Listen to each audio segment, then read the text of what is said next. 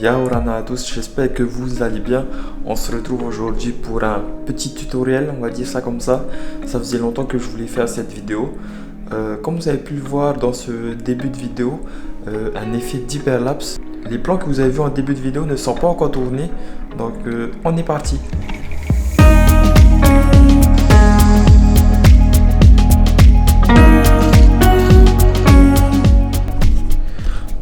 Ah oui, j'avais oublié de vous expliquer qu'est-ce que c'est un hyperlapse. Donc c'est tout simplement un timelapse, on va dire ça comme ça. La différence entre le timelapse et le hyperlapse, c'est que le timelapse, on va laisser la caméra sur un trépied fixe. La caméra ne va pas bouger, donc les images vont passer en accéléré. Contrairement au hyperlapse qui est plus ou moins tourné de la même façon, donc ça va toujours être des images en accéléré. Mais dans ce cas-là, on va bouger la caméra, donc il y aura un mouvement de caméra d'un point A à un point B. Donc voilà ce que c'est un hyperlapse. Il y a plusieurs façons de filmer un hyperlapse.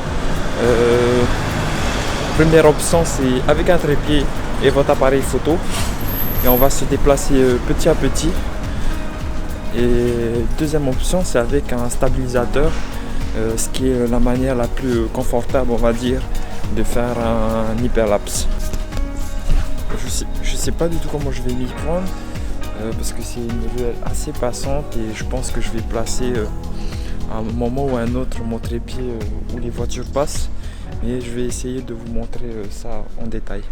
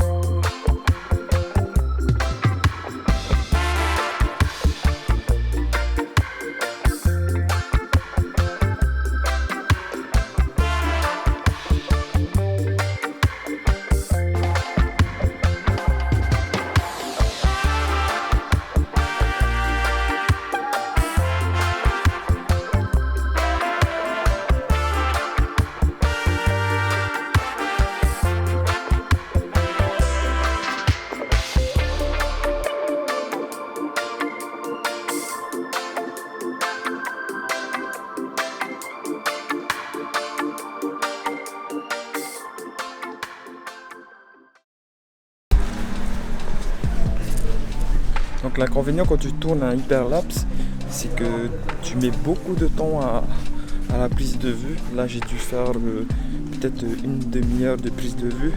Je vous ai pas vraiment expliqué le concept, mais en gros c'est possible de faire un hyperlapse en vidéo mais aussi en photo. Vraiment désolé pour les prises de vue entre gérer celle-ci et la petite caméra que j'ai posée sur le trottoir. Je vais faire un petit résumé sur le hyperlapse. En fait, en gros, moi je vois deux manières de faire un hyperlapse. Donc moi j'ai utilisé la première option, donc appareil photo posé sur un trépied. Après, tout dépend de votre sujet, si c'est un monument ou si c'est un objet aussi. Donc pour ma part, c'était une église.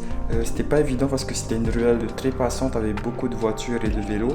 Et aussi j'ai utilisé donc la première option, ce qui est de prendre des photos avec un intervalle de distance. Donc en gros vous allez prendre une photo, vous allez faire un ou deux pas en fonction de la distance que vous voulez faire. Donc moi pour le coup j'ai fait deux pas. Vous allez déplacer comme ça votre trépied et votre caméra petit à petit. À chaque déplacement, vous allez prendre une photo. Donc le mieux c'est de placer votre sujet en fonction de la grille. Donc je vous mets la grille ici. Donc moi j'ai choisi le milieu de l'écran avec le premier trait d'en haut. Donc moi j'ai choisi un point de repère sur le monument et du coup ça a donné ça.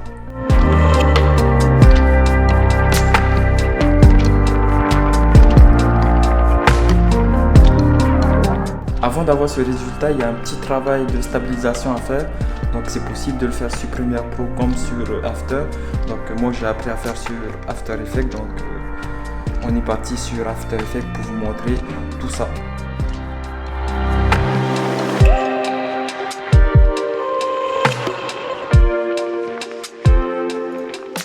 Donc on va faire fichier, importer fichier. On va aller chercher nos prises de vue. Donc on va sélectionner la première photo et la dernière photo. Donc vérifiez bien si elles sont bien numérotées. Donc en général l'appareil photo le fait automatiquement. Donc on va cliquer ici sur séquence importer JPEG quoi. Sur séquence, on va cocher la petite case ici et on va faire importer. Donc le logiciel va comprendre que faut importer toutes les images à la suite avec justement les noms de chaque image numérotée. Donc on va glisser notre séquence dans la timeline. On va faire ajuster. Donc comme vous pouvez le voir, After Effects a déjà plus ou moins fait la manipulation de placer les images à la suite. Donc c'est tout simplement une suite, une séquence d'images. Mais là, le travail c'est de stabiliser la vidéo. Comme vous pouvez le voir, elle n'est pas très bien stabilisée. On va cliquer dessus. Donc on va faire CTRL-SHIFT-C, créer une nouvelle composition. On va appeler compo 1. OK. Donc tout de suite, on va aller chercher dans nos effets wrap stabilisation. Donc en français, ça va être stabilisation de déformation. On va prendre cette stabilisation, on va la glisser sur notre séquence d'images.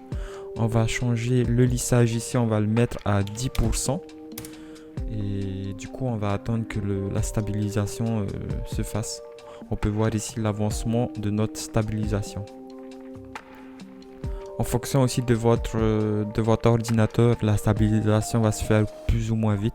Donc si vous avez une bête de course, en 5 secondes, c'est claqué, c'est rangé.